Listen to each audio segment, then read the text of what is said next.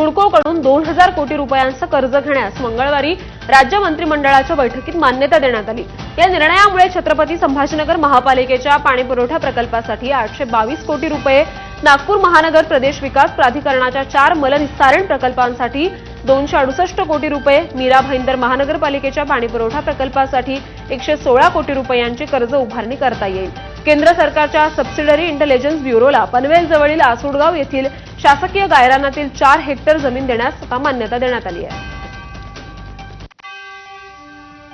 DHFL bank फसवणुकीप्रकरणी ईडीची सुमारे 185 कोटी 84 लाख रुपयांच्या मालमत्तेवर टाच आणली आहे। मनी लॉन्ड्रिंग प्रतिबंधक कायदा 2002 अंतर्गत करण्यात आलेल्या या कारवाईत मुंबईतील 154 सदनिका तसंच इतर 20 सदनिकांबाबत वसुली हक्कांचा समावेश आहे। या प्रकरणात DHFLचे प्रवर्तक कपिल वाधवान, धीरज वाधवान आणि इतर आरोपींवर युनियन बँक ऑफ इंडियाच्या नेतृत्वाखालील 17 बँकांच्या समूहाला फसवण्याचा आरोप आहे। महाराष्ट्र लोकसेवा आयोगातर्फे घेण्यात आलेल्या राज्यसेवा मुख्य परीक्षेचा निकाल जाहीर करण्यात आला। त्यात एकूण 1516 उमेदवार मुलाखतीसाठी पात्र ठरले असून आता मुलाखतीचा कार्यक्रम स्वतंत्रपणे जाहीर करण्यात येणार आहे।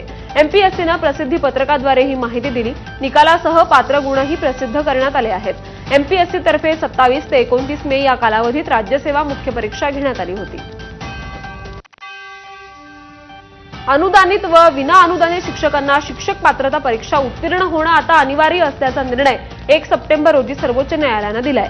या निर्णयाचा पुनर्विचार व्हावा यासाठी सर्वोच्च न्यायालयाचे सरन्यायाधीश भूषण गवई यांना पत्राद्वारे विनंती करण्याचा निर्णय शिक्षकांच्या ऑनलाईन बैठकीत घेण्यात आला।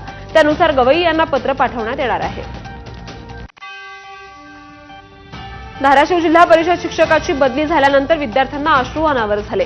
आवडत्या शिक्षकाला निरोप देताना विद्यार्थ्यांचा हुंदका आवरत नव्हता। धाराशिव जिल्ह्यातील वाशीमधील दसमेगाव जिल्हा परिषद शाळेतील शिक्षक प्रशांत जाधवर यांचं विद्यार्थ्यांसोबत भावनिक नातं आहे।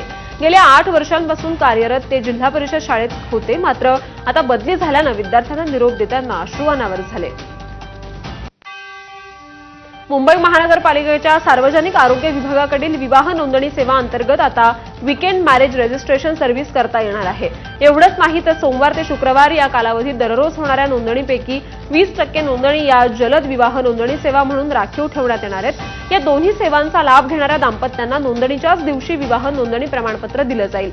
त्यामुळे नवदाम्पत्याचा सरकारी कार्यालयात खर्च होणारा वेळ आता वाचेल। ही सेवा 21 सप्टेंबर 2025 पासून सुरू होईल।